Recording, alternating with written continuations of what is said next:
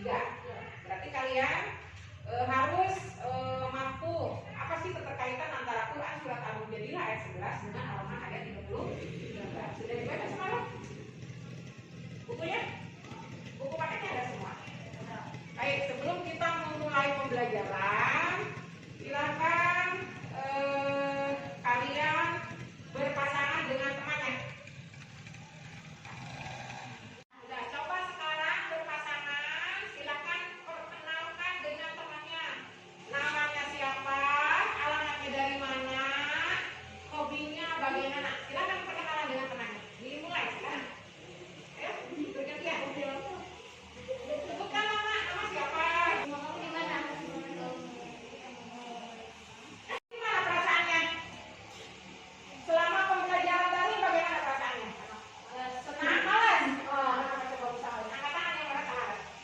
Apa jujur? Nah, malas kan? Terus selain malas apa lagi? Pusing. Nah, selain pusing apa lagi? Sekarang ekspresikan wajah kalian kepada teman kalian perasaan hari ini. Misalkan perasaan senang, perasaan marah, perasaan kesal dan lain-lain. Silakan. Nah, sekarang kalian ucapkan dengan gaya seperti ini. Terima kasih sudah mendengarkan apa yang saya ceritakan. Ayo, ya. Ya. Sudah? Nah, silakan.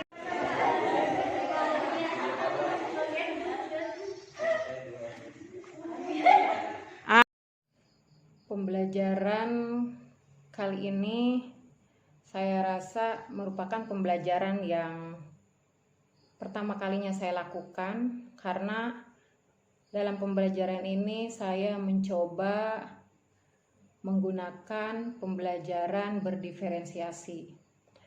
Dalam pembelajaran berdiferensiasi ini saya membagi 3 kelompok belajar. Yang pertama adalah kelompok belajar dengan gaya kinestetik, di mana dengan materi tentang perilaku jujur, anak diberikan tugas membuat gambar-gambar terkait orang-orang yang memiliki perilaku jujur.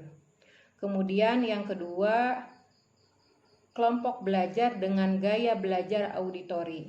Nah, untuk kelompok gaya belajar ini, saya memberikan tugas kepada murid-murid saya dengan mereka diminta untuk membuat satu rekaman video tentang kejujuran. Nah, sedangkan kelompok yang ketiga, saya mencoba memberikan tugas kepada murid saya di mana gaya belajar mereka adalah kinestetik. Untuk gaya belajar kinestetik ini, tugas yang harus mereka selesaikan adalah mereka menerapkan atau mendemonstrasikan satu contoh orang yang berperilaku jujur. Nah, ketika saya harus merefleksi pembelajaran saya kali ini, ternyata dengan pembelajaran yang saya lakukan, saya harus membedakan karakteristik, membedakan sisi psikologis anak satu dengan yang lainnya yang beraneka ragam, berbeda-beda. Sehingga awalnya sih saya rasa ini sangat sulit sekali. Tetapi pada kenyataannya ketika kita punya niatan untuk melakukan suatu hal yang baik, kenapa tidak? Karena hal yang baik yang kita lakukan saat ini, insya Allah akan mendapatkan kebaikan untuk diri kita dan murid-murid kita. Kemudian ketika saya perhatikan ketika proses pembelajaran yang berlangsung dengan membedakan karakter satu sama lain, maka pembelajaran pun sepertinya dirasakan sangat baik bagi peserta didik. Saya sendiri merasakan hal yang berbeda dengan pembelajaran yang pernah saya lakukan sebelum saya mempelajari materi tentang pembelajaran berdiferensiasi. Nah, yang kedua, saya juga menerapkan pembelajaran tentang kesadaran sosial emosional. Sebelum saya memulai pembelajaran terkait dengan perilaku jujur, murid-murid mengawali pembelajaran dengan mencoba mereka dikondisikan secara berpasangan dengan temannya yang ada di kelas. Nah, kelas yang saya ajar saat ini adalah kelas 7, di mana mereka satu sama lain belum kenal, belum saling mengenal, belum tahu siapa namanya, dari mana asalnya, kemudian hobinya seperti apa. Nah, pertama kali mereka diminta untuk berpasangan dengan temannya. Dalam sesi ini, saya sebagai guru meminta murid-murid saya agar mereka satu sama lain saling memperkenalkan diri. Entah itu memperkenalkan nama, kemudian asal sekolah, kemudian tempat tinggalnya, hobi, dan lain-lain. Satu sama lain saling mengungkapkan.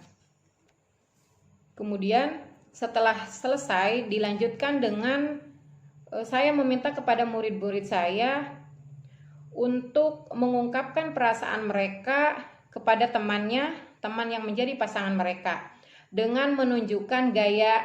Misal, ketika mereka senang berarti mereka harus tersenyum. Ketika perasaan mereka marah, maka mereka harus menunjukkan ekspresi marah terhadap temannya atau ekspresi-ekspresi yang lainnya sesuai dengan kondisi yang dirasakan saat itu.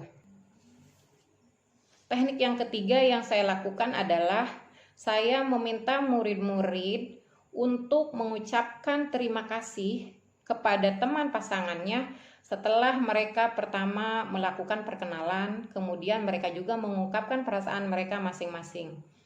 Nah, dengan teknik yang dilakukan ini, harapan saya terhadap murid-murid saya bahwa mereka memiliki kesadaran diri, kemudian pengelolaan diri, kemampuan berhubungan sosial antara satu dengan yang lain.